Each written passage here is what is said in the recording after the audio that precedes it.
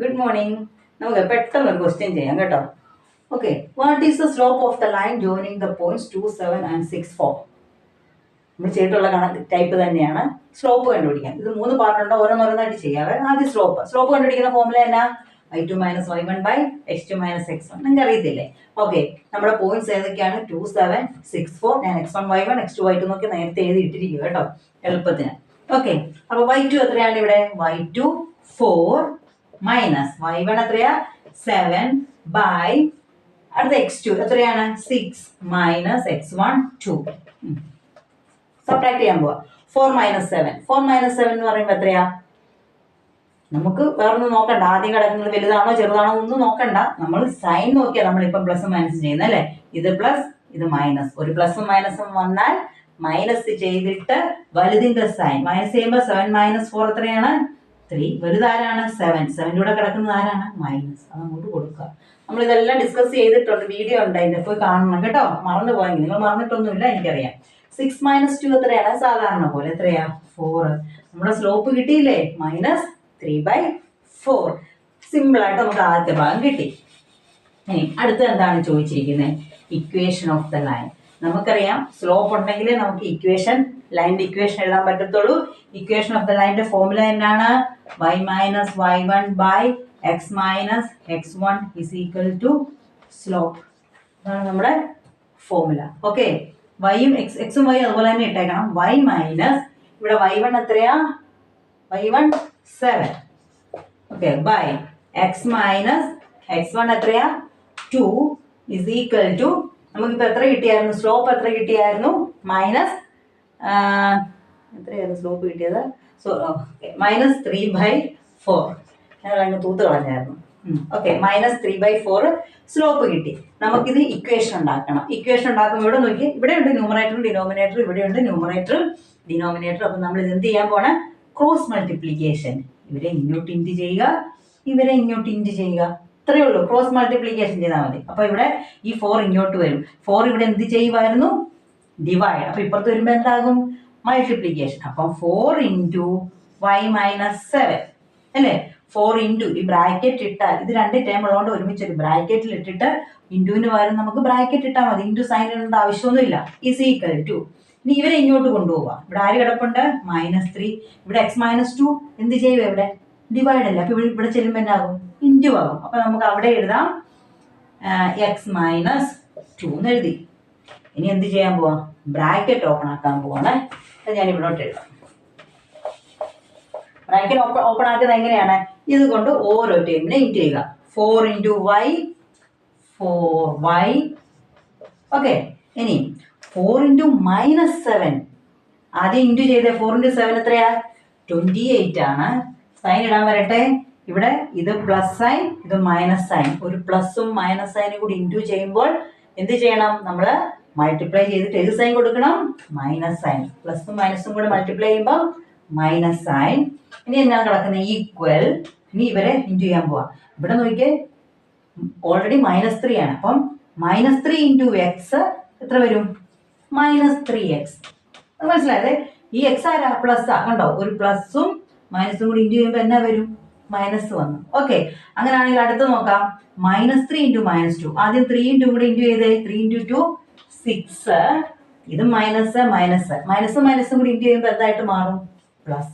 Sign ഇവിടെ എന്തായിട്ട് മാറി?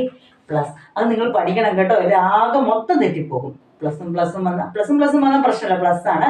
മൈനസും കൂടെ മൾട്ടിപ്ലൈ ചെയ്താൽ പ്ലസ്, പ്ലസും മൈനസും കൂടെ മൾട്ടിപ്ലൈ ചെയ്താൽ മൈനസ് സൈൻ വരുന്നത് കേട്ടോ. ഇത് ആ വീഡിയോ നോക്കിയാൽ എല്ലാം നിങ്ങൾക്ക് ക്ലിയർ ആയിട്ട് മനസ്സിലാകും. ഓക്കെ, നമ്മളിനി എല്ലാം ലെഫ്റ്റ് സൈഡിലോട്ട് കൊണ്ടുവരാൻ പോവാണേ. ഇവിടെ ആര് കിടപ്പുണ്ട്?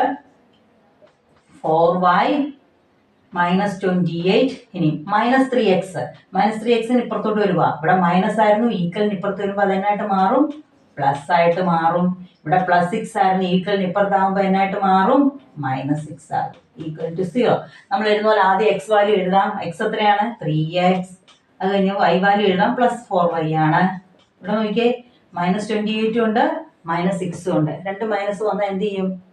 ആഡ് ചെയ്തിട്ട്, ഇവിടെ മൾട്ടിപ്ലിക്കേഷൻ ഒന്നുമല്ല വന്നേക്കുന്നത് കേട്ടോ. ഇവിടെ -28 -6 എന്ന് പറഞ്ഞാൽ രണ്ടും കൂടെ ആഡ് ചെയ്യുക. 28ഉം 6ഉം കൂടെ എത്ര വരും? 34. എന്നിട്ട് എന്ത് സൈൻ കൊടുക്കണം? 2 മൈനസ് ആയിട്ട് സൈൻ എന്നാ തന്നെ വരും? മൈനസ് വരും. ഈക്വൽ ടു, ഇതാണ് നമ്മുടെ ഇക്വേഷൻ. 3x + 4y - 34 = 0. ബാക്കിയൊക്കെ നിങ്ങൾ സിമ്പിളായിട്ട് ചെയ്യാം. എനിക്ക് ഒരു ചെറിയ പേടിയുള്ളത് നിങ്ങൾ സൈൻ തെറ്റിക്കുമെന്ന്. അതായത് പ്ലസും മൈനസും ഒക്കെ വരുമ്പോഴത്തേക്ക് അത് കറക്റ്റായിട്ട് ചെയ്യണം കേട്ടോ. എന്നാലേ നമുക്ക് കറക്റ്റ് ആൻസർ കിട്ടത്തുള്ളൂ. ഓക്കെ, ഇനി അതിൻ്റെ തേർഡ് പാർട്ട് നോക്കാം. തേർഡ് പാർട്ട് എന്നാ ചോദിച്ചിരിക്കുന്നത്? ഇതൊരു 5 മാർക്കിന്റെ ക്വസ്റ്റ്യൻ ആണ്. തേർഡ് പാർട്ട് ചോദിച്ചിരിക്കുന്നത് if xy is A point on the line. അപ്പോൾ ഒരു പോയിന്റ് ഏതാണ്? xy ആണ്.